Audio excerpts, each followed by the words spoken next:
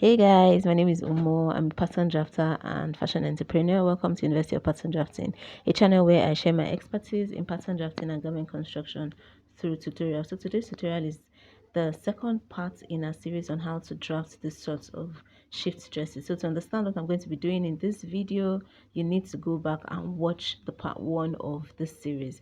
So on to the tutorial for today, guys. I have drafted the front pattern, and so I'm going to be using the front pattern to also just draft the back pattern. So here's my front pattern. I still need to work on the arm side of this front pattern, so please pay attention, guys. So I am going ahead to just cut it out. Note that I folded my paper into two, and then I'm just going ahead to cut along the lines that are drafted for the front. As I'm cutting out the arm side for the front and the back are actually different. So I'm going to cut out this arm side before I now do the final work on the arm side for the front. So I'm cutting out the shoulder slant as well.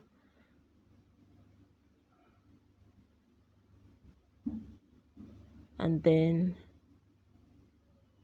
here is what I have. I'm going to just go ahead and just label this the front so that I can distinguish it from the back pattern. And so I'm going ahead to measure that vertical line of my armhole box, which is about 8 inches, and then find the midpoint of that. 8 divided by 2 is 4 inches.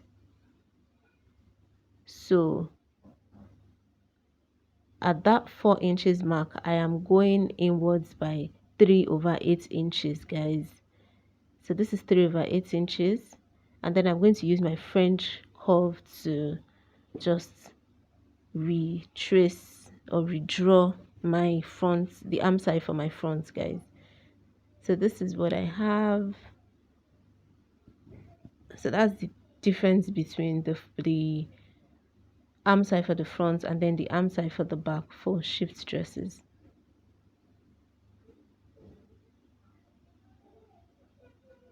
So I'm just retracing my points, and then I'm just going to go ahead and use my scissors to crop out the extras that I have.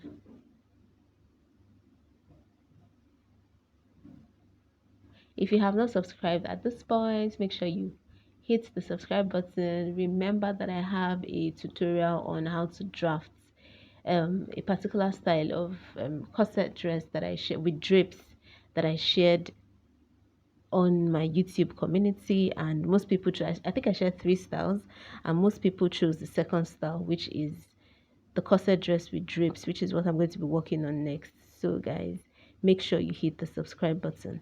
So I'm here trying to separate my front pattern from my back pattern.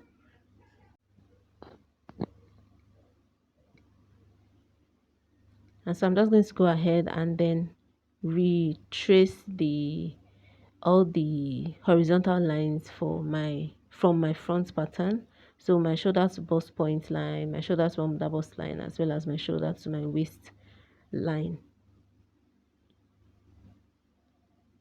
But before I do that, I'm going to be working on the neckline for the back. I'm using a neckline depth of about one quarter of an inch, one quarter inches, and then by the same 2.5 inches. So one quarter inches by 2.5 inches, meaning that the back neckline will be really high. So that is what I'm trying to do here.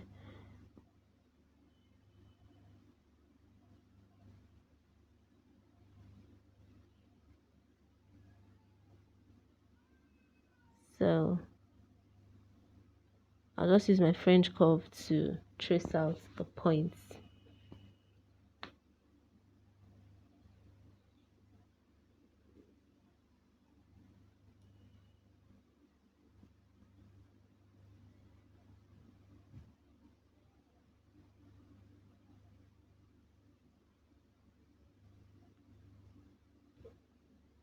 So I'm marking out all of my vertical measurements.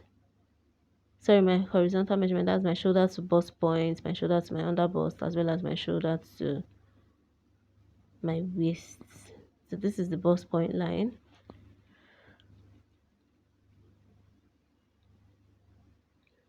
That's my under bust line, and then I'm going to go ahead and also trace out my waistline.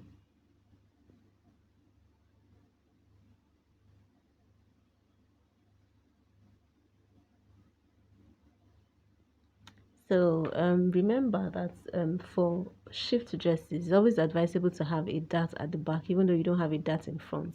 This is because you have to have some form of fit at the back so that the back doesn't just bulge. So now this is my hip line. So now I'm going to mark my darts. This is me just labeling this horizontal line. So that's my bust point line, my under bust line, my waistline, and then that last one is my hip line.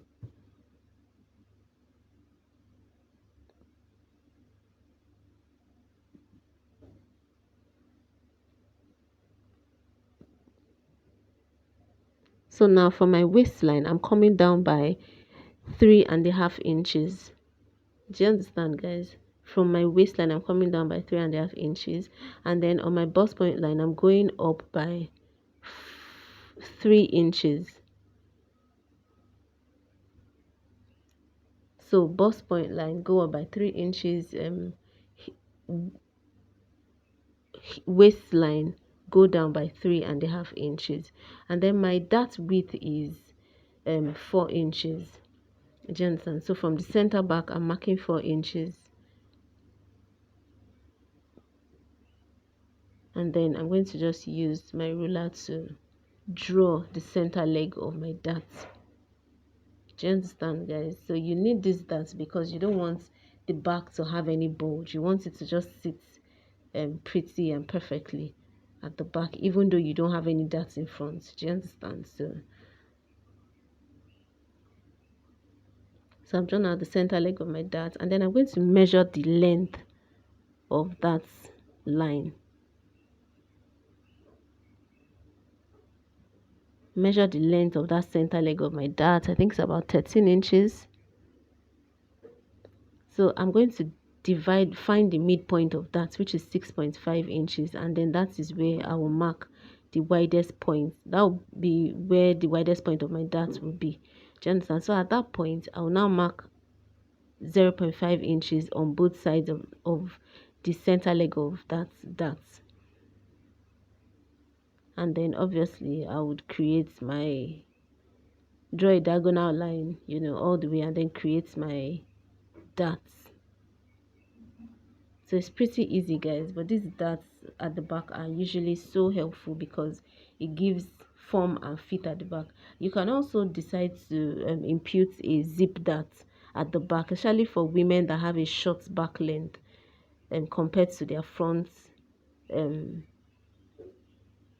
sorry, a short shoulder to waist length compared a shorter shoulder to waist length at the back than the front. Do you understand? Like, it's really important. So you can also create this is in addition to this waist dart, you can create a zip dart for them, and I'm going to show you how to do that. So this is me just creating my darts. So this is basically what my dart is going to look like at the back.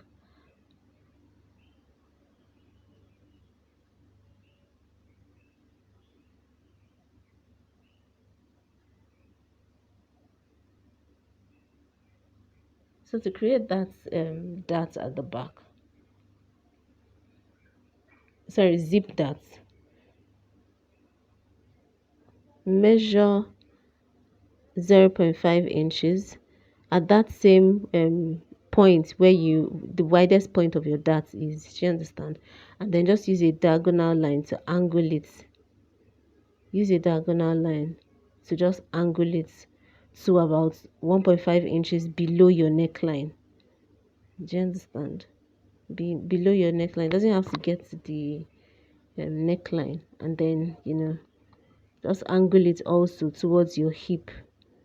Do you get? So just to create that, let your back sit properly, even though the front is sort of like free.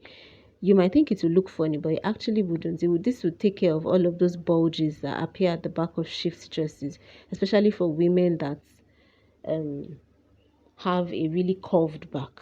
Do you understand? So this would really help.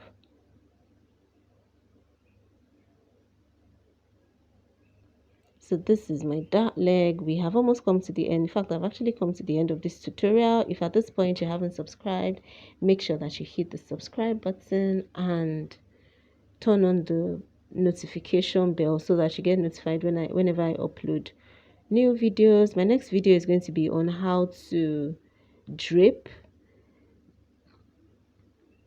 I made a wedding dress, and so I'm going to be showing you how I made the drapes for the wedding dress, as well as how to make tail, sew wedding dresses with tail. Do you understand? So you should look out for that, guys. Thanks for watching. This was fun to do, and I hope this tutorial is really helpful to you. If it is helpful, please make sure you give us a thumbs up, give this video a thumbs up, and I would really appreciate that. See you in the next video, guys. Ciao.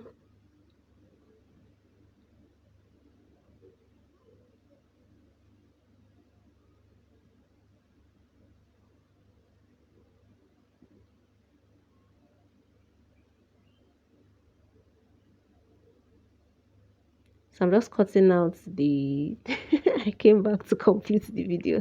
I'm just cutting out that zip, that area. And then guys, remember that the front should be cut on the fold while the back has a zip at the back. Do you understand? So very, very important, guys. So this is my final ciao, guys. Bye. Have a lovely week ahead.